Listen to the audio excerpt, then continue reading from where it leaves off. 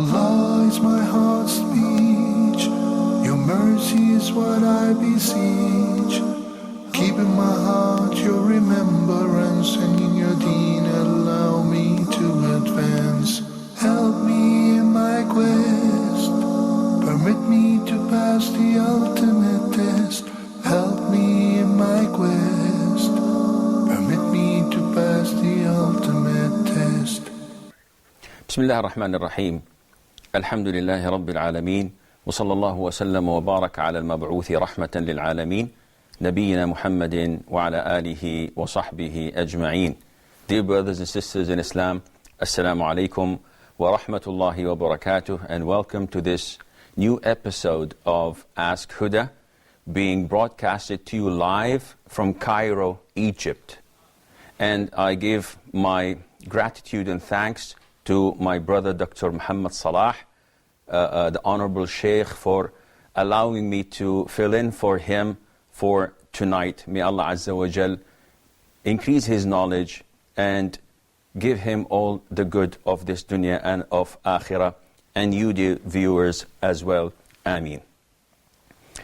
You will find the numbers as usual displayed at the bottom of the screen, and we have a number of questions through the email. Mustafa, he says, does a wife have to cook for her husband? What does Islam say about a wife who does not want to cook for her husband? The issue of a wife serving her husband is debatable, and it's an issue of dispute among scholars since a very long time, as most of these issues. However, without going into details, if we look at the institute of marriage itself, it is very difficult to draw the line as obligations and rights. So I will not give you your rights until you do your obligations. And she says, I'll not give you your rights until you fulfill your obligations as well. This is a marriage bound to failure. And definitely this is not the right way of communicating and living.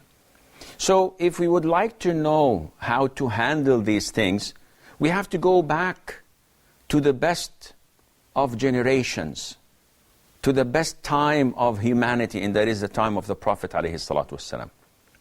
The most authentic opinion is that a woman is obliged to serve her husband and her children. And that is it.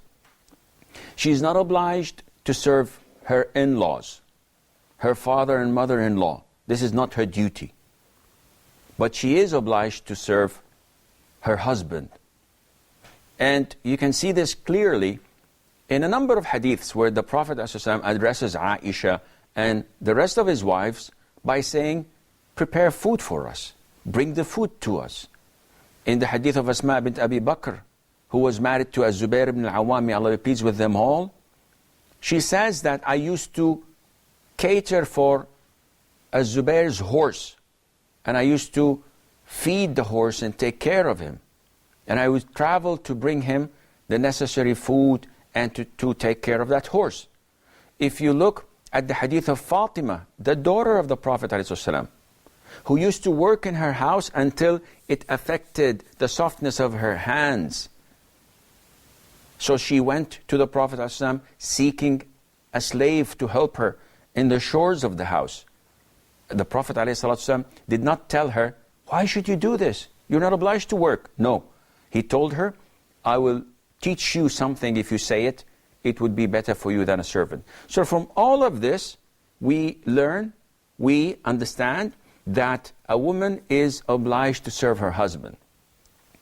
Now, if she says, no, I'm not obliged to serve him, in this case, the husband may say, okay, I'm only obliged to give you shelter, which is a house, to clothe you, so I'll buy you one garment a year, and to feed you, and I'll bring you the food on the table. That is it.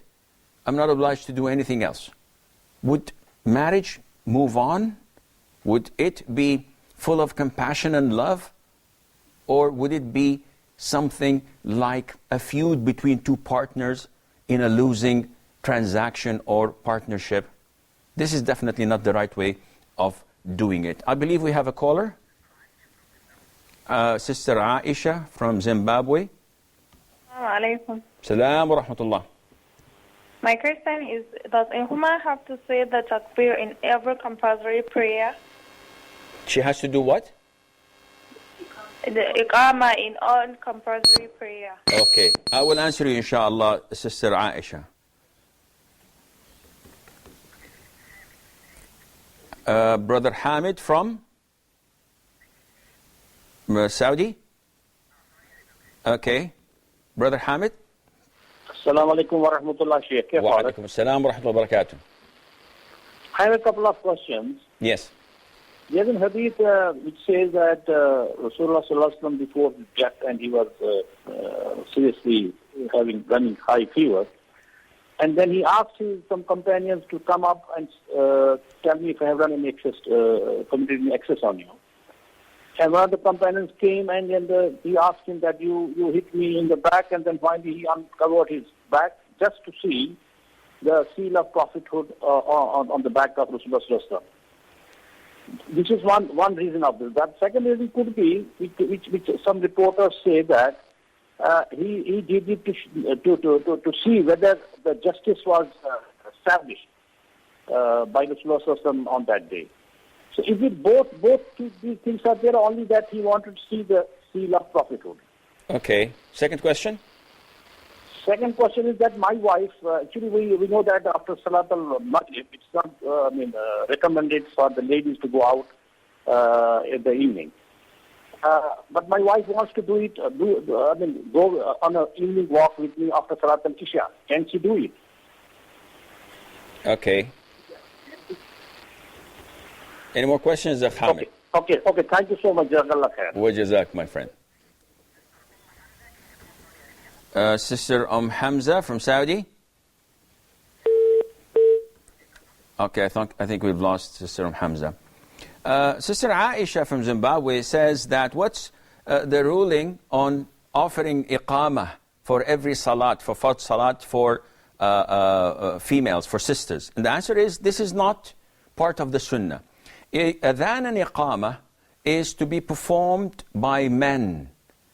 And some scholars, and I am inclined to this opinion, recommend that if a woman is alone or in the presence of only women and they would like to pray fard prayer, it is permissible for them to do iqamah.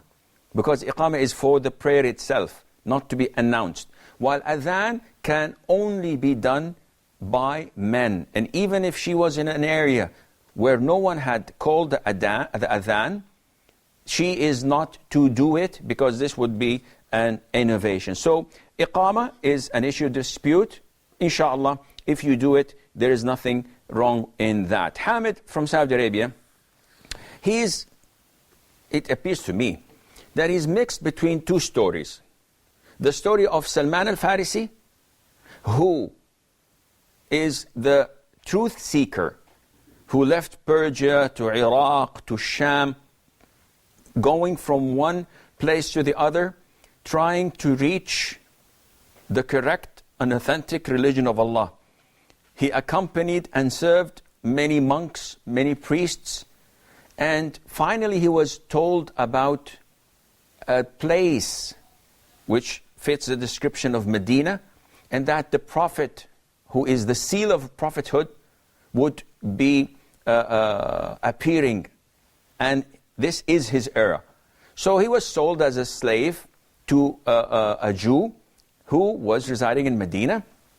When he heard of the coming of the Prophet ﷺ, he went to him and he gave him food. And he told him that this is charity, sadaqah. So the Prophet ﷺ did not eat from it. And he asked his companions to eat from it. The following day, he brought some more food, saying that this is a gift. So the Prophet ate from it. So he realized that this is the description of the Prophet as in the scriptures. So he tried to come from behind the Prophet to see the seal of the prophethood, which is in the size of an egg, a small egg, and it's between the Prophet's shoulders, alayhi salatu wasalam. So the Prophet recognized that he was trying to do this, so he took off his shirt, and Salman saw it, and he fell on that seal of prophethood, kissing it. May Allah be pleased with him.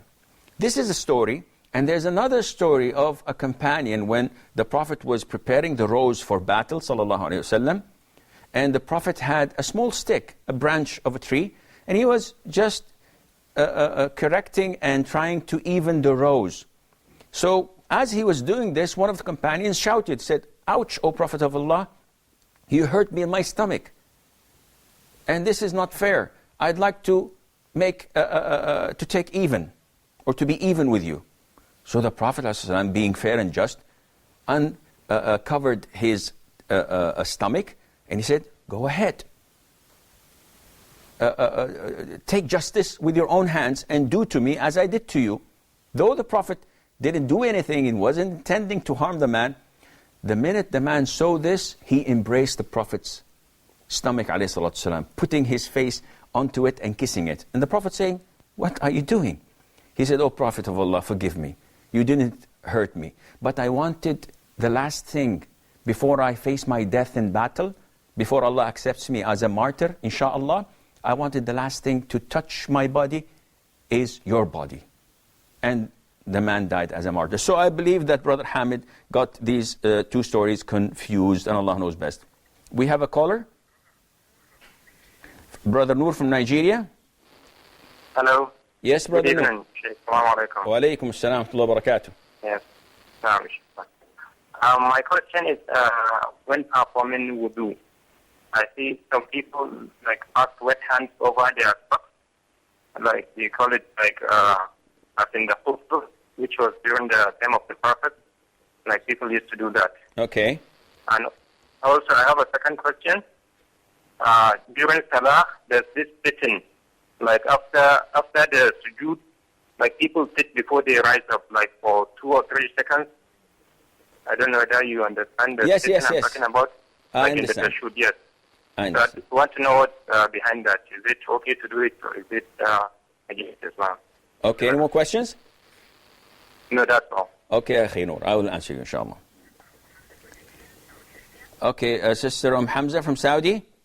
Hello, Assalamu alaikum, Sheikh. Assalamu wa barakatuh. Sheikh, I have 3 questions. Yes. My first question is that if a woman takes ghusl after her period, after her monthly periods, and after taking ghusl, she notices that there's a slight nail polish still on her nails, maybe like 1 millimeter or 2 millimeters, will the ghusl be void, and does she have to take the ghusl again, or will it be considered okay? Okay. And second question is, if there's a stepmother and she is having very good relationship with her stepkid, but they are not behaving well, such that the stepmother is no more able to pray for them. She doesn't feel like praying for them anymore. Is there a sin on the mother? Okay. Like she's not making dua anymore for the kids because of the behavior.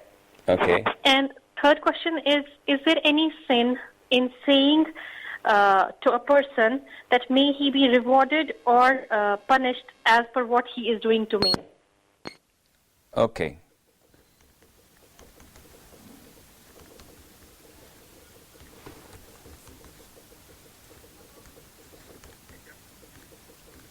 Okay. Do we have any more questions? Okay. Hamid from Saudi Arabia, second question. He says that his wife knows the ruling on the prohibition from going out after Maghrib. And to me, the husbands would go, wow, I hope this curfew goes on till Fajr. So he's asking, she says, okay, can we go for a walk after Isha? Akhi Hamid, the prohibition is disputed upon among scholars. Is it prohibited or is it makruh? The majority say it's makruh, it's not haram. But it is not addressed to all.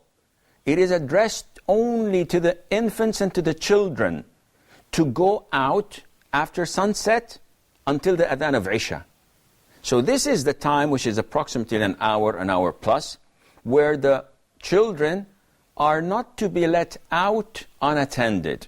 But if you want to go with your child to the park after Maghrib, or you want to go shopping, or you want to visit someone, it's okay because you are with him. The Prophet justified this, alayhi salam, because لِلشَّيَاطِينِ انتشارا وخطفة. This time of the day, or actually of the night, is when the devils spread and they do their heinous work, such as kidnapping, possession of people, etc. And this is for the children. So if you and your wife would like to go out and take a walk, do shopping after Maghrib, there's no problem in doing so at all, inshallah. Noor from Nigeria, he says, what's the ruling on wiping over the khuf, which includes the shoes, the socks you wear? Because when performing wudu, we see some people with wet hands simply wipe over their socks or shoes. So is this permissible? The answer is yes. It is it's an essential part of Ahlus Sunnah wal Jama'ah, that wiping over the socks or the shoes or the khuf or the jarmuq or the muq, different names for it, whatever you wear on your feet and that covers the whole foot plus the ankles, you can wipe only on the top of it and do that once, providing that you put on these socks while you were in the state of wudu. So if you pray Fajr and you're still in the state of wudu, and at 10 o'clock, let's assume, and you are still in the state of wudu, you did not break your wudu, you put on your socks and go to work, and then you answer the call of nature, you pass wind, you break your wudu for one reason or the other. Dhuhr time is due, you go and perform wudu. When it comes to washing the feet, it is sufficient for you to just wipe over it. And you can do this for 24 hours from the time you wipe over your socks, if you are a resident. But if you're traveling, Allah has given you 72 hours, 3 days and 3 nights, to wipe without the need of washing your feet, unless you have a major ritual impurity. In this case, you have to take a full bath and you have to wash your feet. We have a caller. Muhammad from Saudi. Yes, brother Muhammad. Assalamu alaikum, Shaykh. Salam wa rahmatullah. Shaykh, I have 2 questions, Shaykh. Yeah. One is it allowed for Muslims to give zakat, not sadaqah, zakat to Peace TV, and the other one to the mosque instead of giving to the relatives?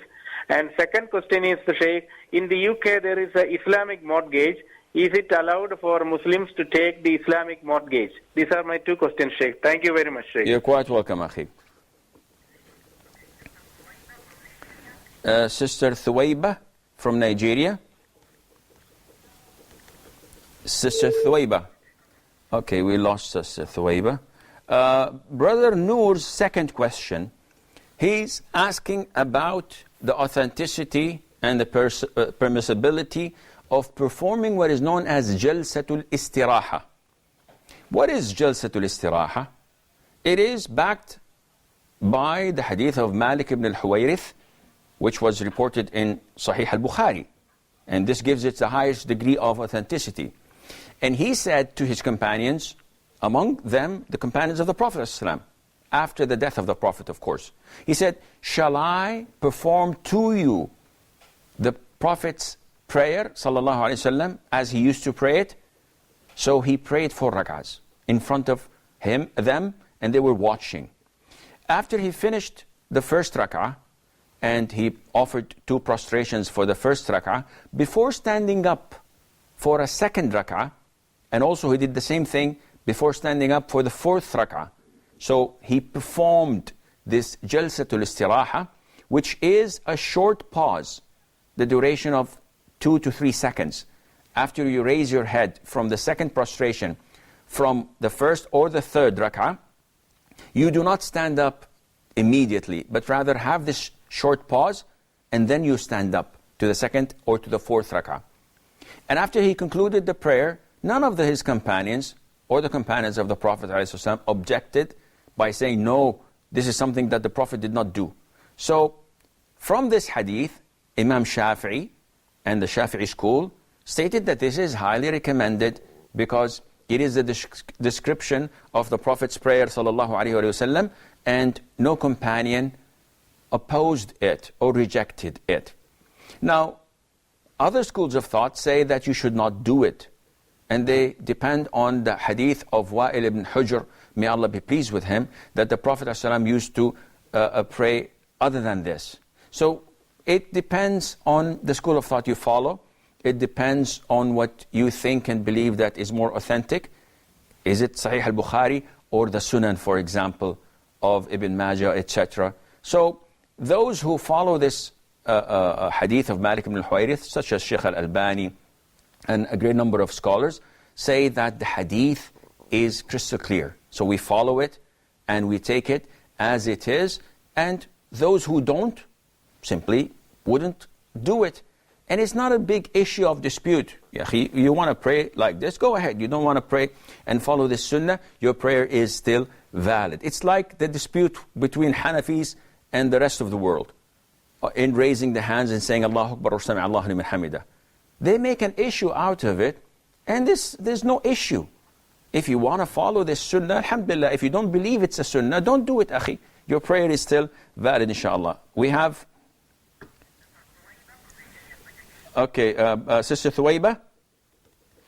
نعم السلام عليكم. Salam wa rahmatullah. نعم. Yeah. My question is on tubal ligation. I have a friend who was to undergo tubal ligation. She is not sure if, so I'm not sure if it's allowed in Islam. What is not allowed? What's your question about? It's about tubal ligation. Yani, about what? Tying the tube, fallopian tube, as a means of permanent family planning. Tying the tube, fallopian tube. Oh, so she does not want to have children. Sister Thuwayba, is it to do with having children? Yes. Family planning, yani. Yeah, is this planning or cutting it off completely? Tying it up. You tie the fallopian tube, tie it up as a permanent family planning. It's permanent, okay. I will answer you, inshallah.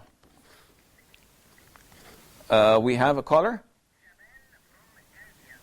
Japan from Gambia. Yes, Japan. Yes, Akhi. I want to ask one question. This Western are making Muslims very tired now. Mm. Should we keep on sitting down to look them like that, or what? You're referring to the Christians oppressing the Muslims? Okay. Okay. They are oppressing the Muslims right now. Should we sit down to look them like that, or what? Okay, I will answer you, inshallah. Okay. Hamza, she says that if a woman, after performing her ghusl, her major ritual purity, after being purified from her menses, so afterwards she discovers that there is a small portion that has a nail polish on it. So is she obliged to perform ghusl again? If this was close to her actual ghusl, in our madhab, in our school of thought, the Hanbali school of thought, she can do half of the ghusl at a particular time and 3-4 hours finish the other half. And this is not authentic. Though it's in our school of thought, but this is unacceptable. It has to be in a sequence. But if such a little minute thing took place and it was in the vicinity of half an hour or an hour, then yes, you can remove this nail polish and just wash it, and inshallah it does the job. Because there are some scholars, and this is not the majority opinion, some scholars said that the little najasa and the very little and minute area that was not touched by water is forgiven. However, personally, I would always recommend my daughters to remove it and to do their ghusl once again. It's always best to be safe rather than to be sorry. We have... Okay. So, we have a short break. Stay tuned, and inshallah, we'll be right back.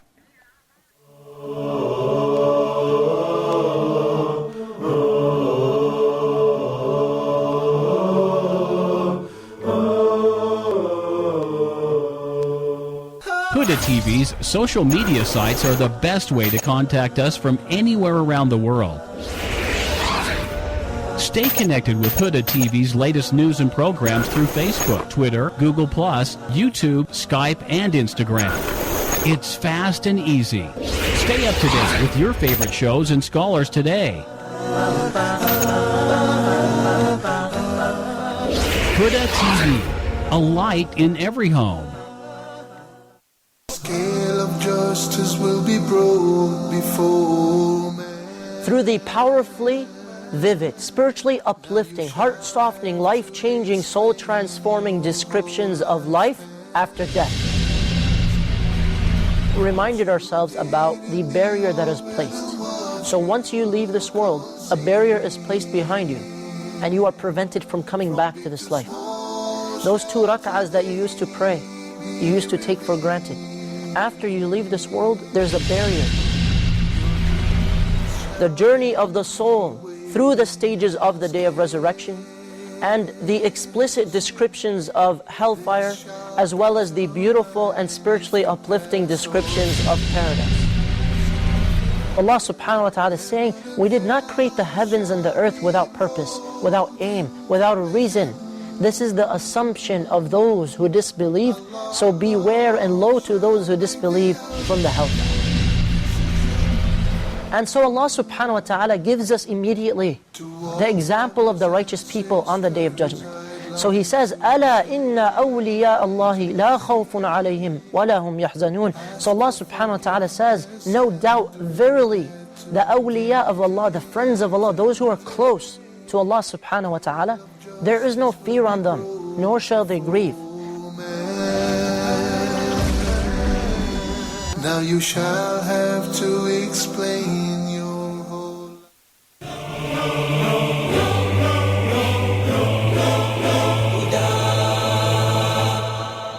The main thing about our deen, the main concept of our deen is the deen of guidance. Al-Huda, guidance from Allah. Allah called Quran the guidance. The Islam is guidance. Rasulullah ﷺ came as guidance.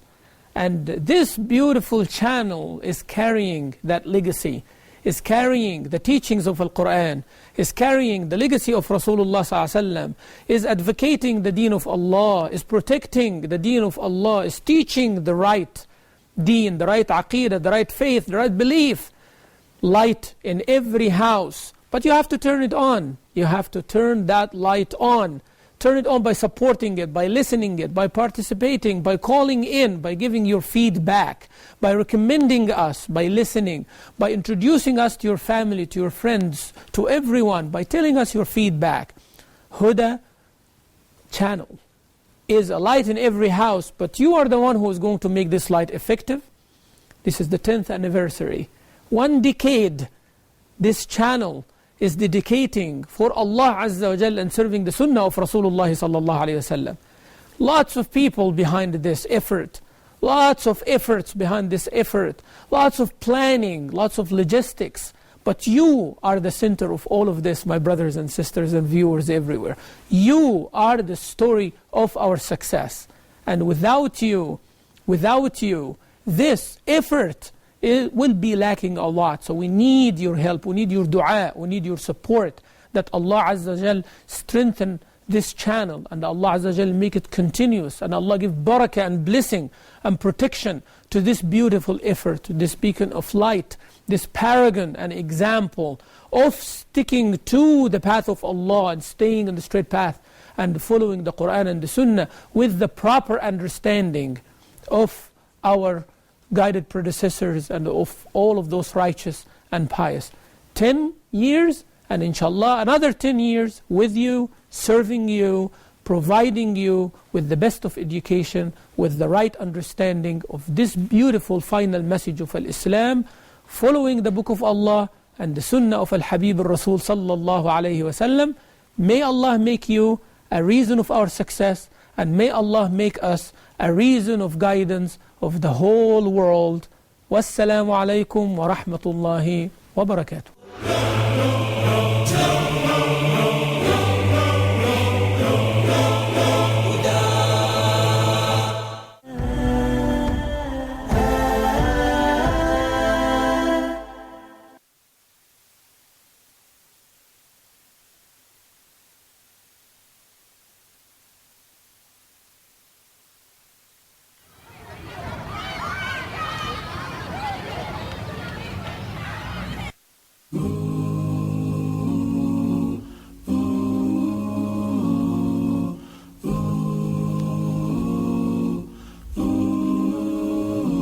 There's a place in your heart, and I know that it is love.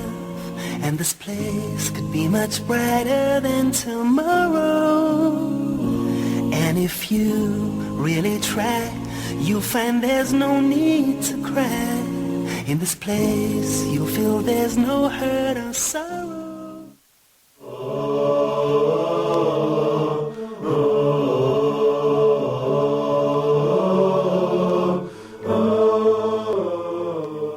Assalamu alaikum and welcome back. Hamza from Saudi Arabia had a second question, and her question was, if a stepmother who is kind to her children, but unfortunately she's the wife of their father, so sometimes they misbehave, they abuse her, they don't give her the necessary respect, though she goes out of her way to be kind to them. So after a while, it becomes a burden to her to raise her hands and say, "Oh Allah, give them good health. Oh Allah, guide them. Oh Allah, have mercy on them." So she says, "I do not curse them. I do not pray against them.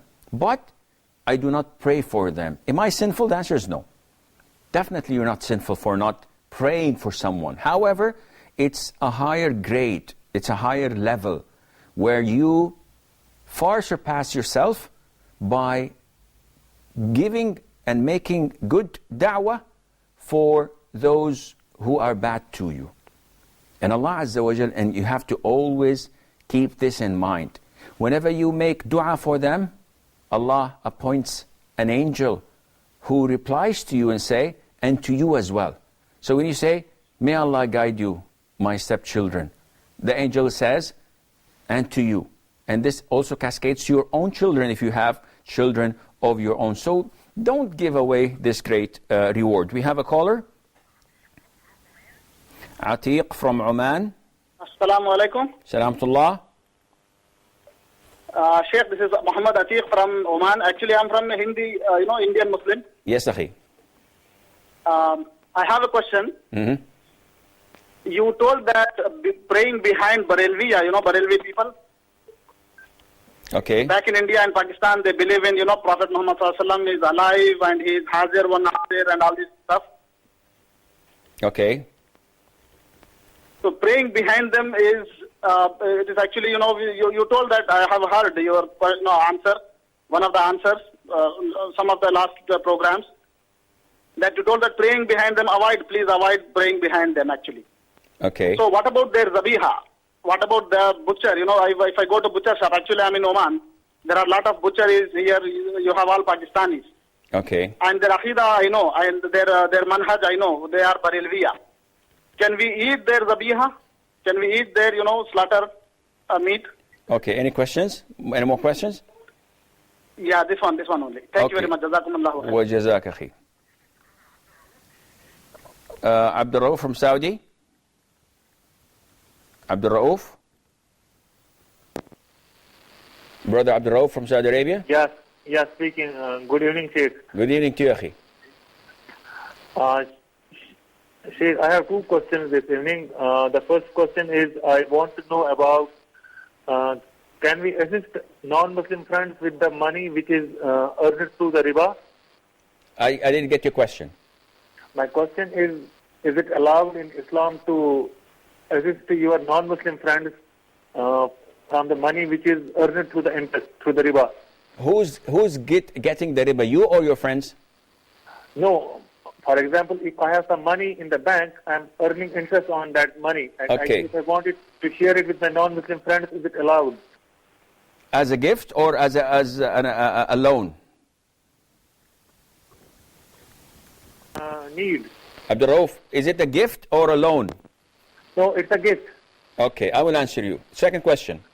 And my second question is, some of my colleagues, when they stand before the Fard prayer, they just see 1 minute or a half minute, and then they start praying 4 rakat sunnah. And they are missing the important factor of the prayer, which is takbir tahrima, or 1 rakat or 2 rakat from the Fard. This is after the iqamah has been given? No, when there is the congregational prayer is about to start, they start praying 4 rakats before the prayer starts, the Jama'at prayer. Okay. So is it... do they finish it? Do such kind of... Do they finish it before the iqamah? No, they do not finish it before the iqamah. Okay, I get your question. Any more questions? No, thank you, Sheikh. Jazakallahu khair. وجزاك يا أخي. Brother Ismail from Sudan. Yes, please. Assalamu alaikum. Salam wa rahmatullah. I have 2 questions. Yes, أخي. The first question is, suppose if a person, a Muslim,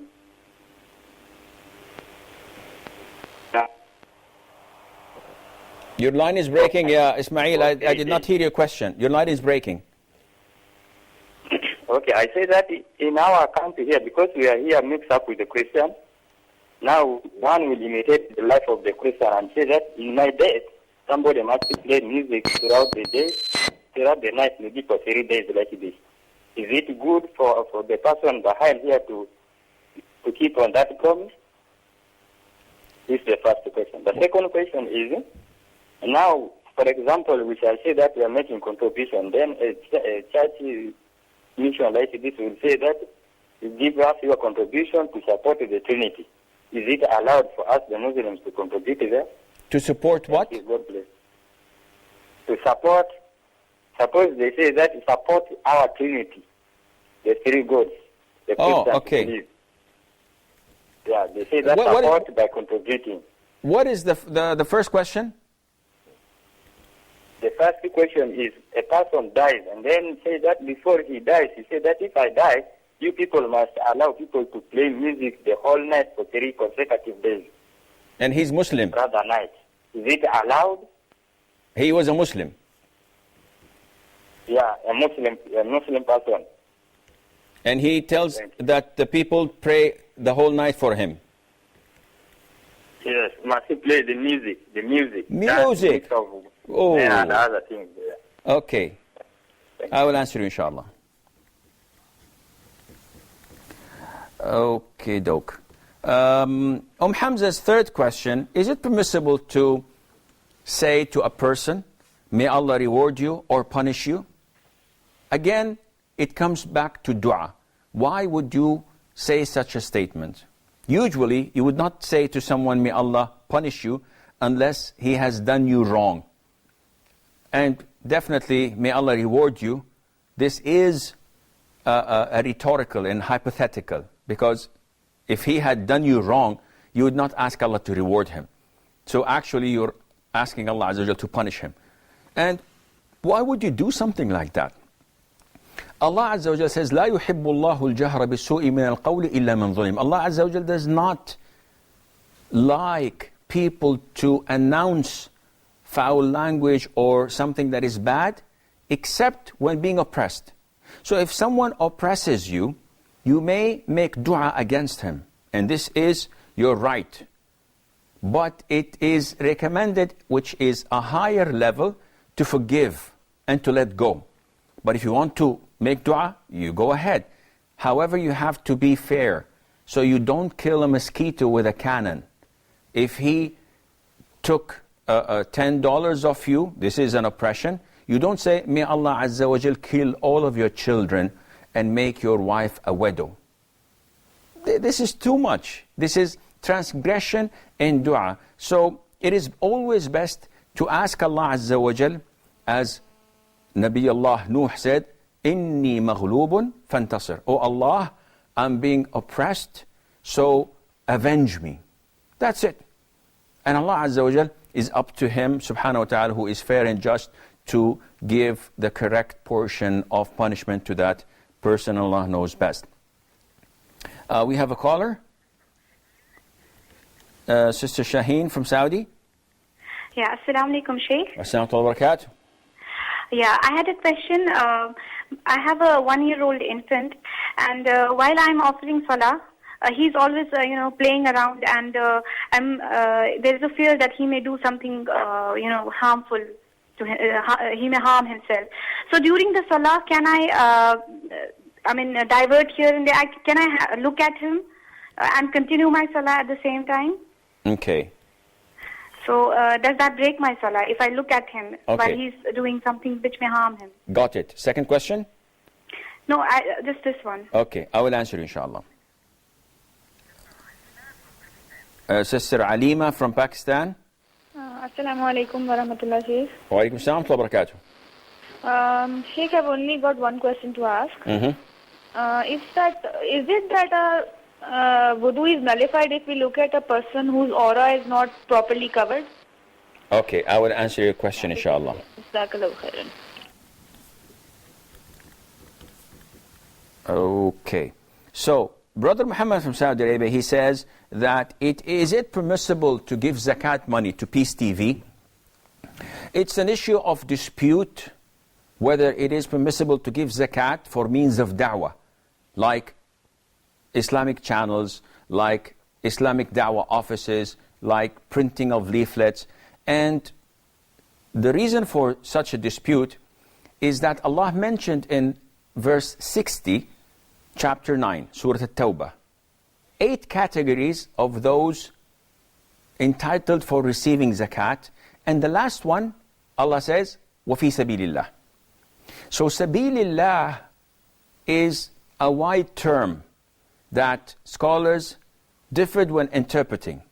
Some said Sabilillah, when compared to the 7 previous categories of zakat recipients, refers only to jihad.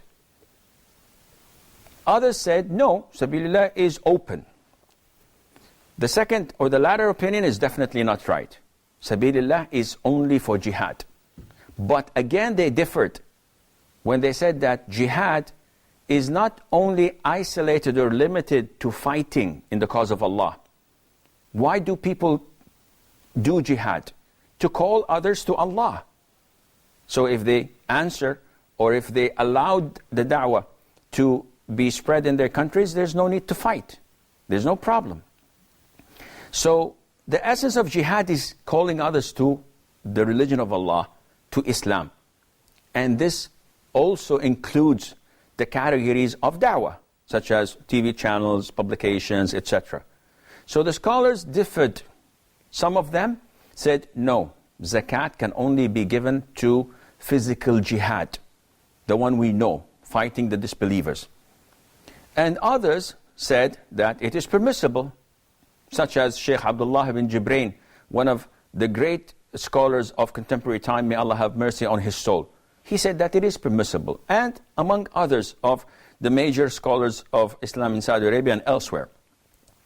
So it is an issue of dispute. Those who follow this opinion find it easy to give them the zakat. Those who say that no, it should only be given to the physical actual jihad, and this is the opinion that I adopt, say you cannot give zakat, and Allah Azza wa Jal knows best. We have a caller. We have Abdul Rahman from the UK. Assalamu alaikum. Assalamu wa barakatuh. Yes, Abdul Rahman.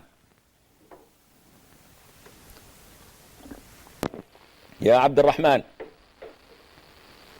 Hello? Yes, Akhi, what can I do for you? Is student finance haram if you are not eligible to pay tuition fee? Is student loans haram? Yeah, is student finance haram if you are not eligible to pay tuition fees? I didn't get the first word. Is what haram? Is student finance haram if you are not eligible to pay tuition fees? Okay. Any more questions? No, that's all.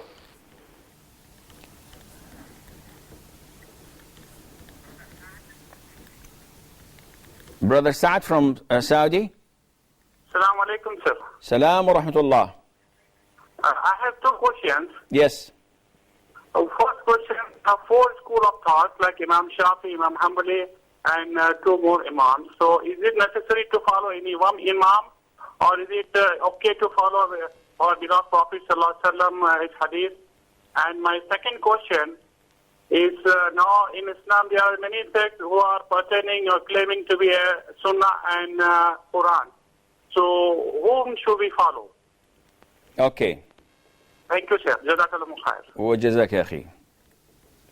Okay, I think we will not take any more questions, and let us try to answer in 5 minutes these great list of questions. Thuwaiba from Nigeria, she says, what's the ruling on permanently restricting reproduction by tying the fallopian tube or whatever they call it? I'm not very well acquainted with such medical terms. It's prohibited to permanently stop reproduction, whether from the man's side or from the woman's side, unless there's a legitimate reason. And a true legitimate reason would be that the doctors say if you get pregnant or conceive again, you will die. You have a problem with your body, with your health, and you have to stop. In such cases, we have to look into case-to-case scenario. But generally speaking, one says, listen, I have 3 kids, that's it. I want to call it a day. I want to permanently stop having children. This is not permissible. Japan from Gambia says, what's the ruling when the Christians are oppressing the Muslims? Should we just sit back and watch? Akhi, this depends on the country and on the environment. The Prophet ﷺ, when he was 13 years in Mecca, he did not raise any type of weapon or objection or violence. He was not permitted to do jihad. So they used to oppress them, they used to attack the Muslims, and he would refrain and tell the Muslims to refrain. Because if they did otherwise, the mushrik would have annihilated the whole of the Muslims at the time. When he moved to Medina, and they had the power and the means to defend themselves, not only that, to attack as well, they initiated this in the cause of Allah Azza wa Jal with justice and fairness. So, I don't know about the situation in Gambia, but I believe that, if I'm not mistaken, Gambia is a Muslim country, and the ruler is a Muslim ruler as well, who graduated, I think, from an Islamic university, and hence they cannot oppress the Muslims, as you say. So there are always the authorities to go and complain to. There are always your scholars, real scholars of Ahl Sunnah wal Jama'ah, who can give you good and sound advice. Because to me, I'm an outsider, I don't know about the situation, I don't know even where the country is, or what's the rulings there. So I'm not qualified to give you a sound advice. But if you were the minority there, you have to be tolerant and patient, and try to spread the da'wah softly, and try not to be confrontational. Don't go head on, because you are the weakest link. So make dua that Allah changes it. Muhammad Atiq says, what's the ruling on praying behind the Brilvis? The Brilvis, the Dawbandis, and all these sects, if they claim that they're Muslims and say, La ilaha illallah Muhammad Rasulullah, they are Muslims. You can pray behind them, unless you know that this specific individual says something that is kufr, something that nullifies Islam. In this case, you may not pray behind him. Likewise, the butcher shops. If he is Brelvi or Dawbandi, maybe he is not having any of the conviction that nullifies Islam. He's just a layman. He doesn't know what's happening.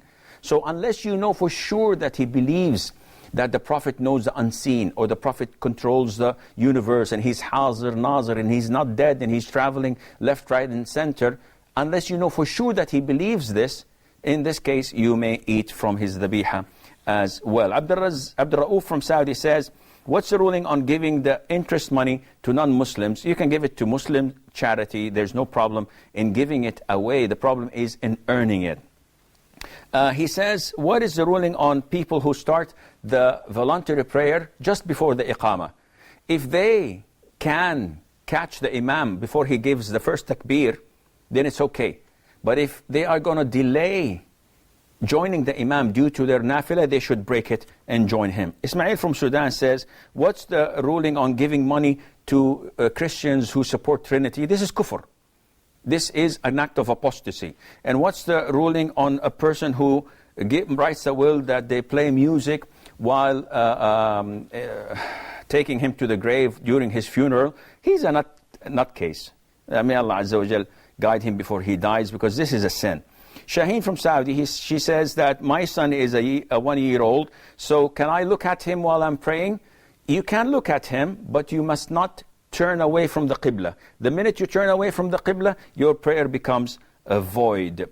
Alima from Pakistan, she says, is it true that if I look at the awra, the private part of someone else, this breaks my wudu? The answer is no. As long as there is no sexual arousing and there is no discharge, then your wudu is intact, but looking at such a awra is not permissible. Abdurrahman from the UK says, what's the ruling on financing studying in the UK as long as we're not obliged to pay riba? This is not happening. They make you sign on a paper that if your salary exceeds £21,000, I think, per year, then you're obliged to pay riba. And by signing this, you're approving a major sin, even if you are certain that you will never reach that salary. The approval itself is like signing a paper that you authorize him to rape your sister, though you know that you're not going to go that far. The approval itself is a sin, and this is not permissible. Finally, Saad says, what's the ruling on following one of the imams of the 4 schools of thought or the Prophet ﷺ? This is hypothetical. They're all following the Prophet ﷺ. But to come and say, I will ignore all 4 schools of thought and I will only follow the Quran and Sunnah, you have to be in their level. Yes, if you're a student of knowledge and you know fluent Arabic and you have the necessary tools to look into their schools of thought and filter it and reach what is most likely to be authentic according to the Quran and Sunnah with the understanding of the Salaf, then go ahead. Other than that, no, it is preposterous to just ignore all the Salaf and all the schools of thought and just depend on your own intellect thinking that you know. And finally, who should we follow? There are so many sects and cults around us. You, akhi, this is a $100 million question that requires a thorough answer, which we don't have time for. But look for a scholar who you trust his iman, his knowledge, his moral conduct, his righteousness. And you trust him in whatever he says and follow him, and he, inshallah, will guide you to Jannah, and Allah Azza wa Jal knows best. This is all the time we have until we meet you, inshallah, Saturday, my time. And that is between Maghrib and Isha, Saudi time. I leave you fi amanillah. Wassalamu alaikum wa rahmatullahi wa barakatuh. Allah is my heart's speech. Your mercy is what I beseech. Keep in my heart your remembrance, and in your deen allow me to advance. Help me in my quest. Permit me to pass the ultimate test.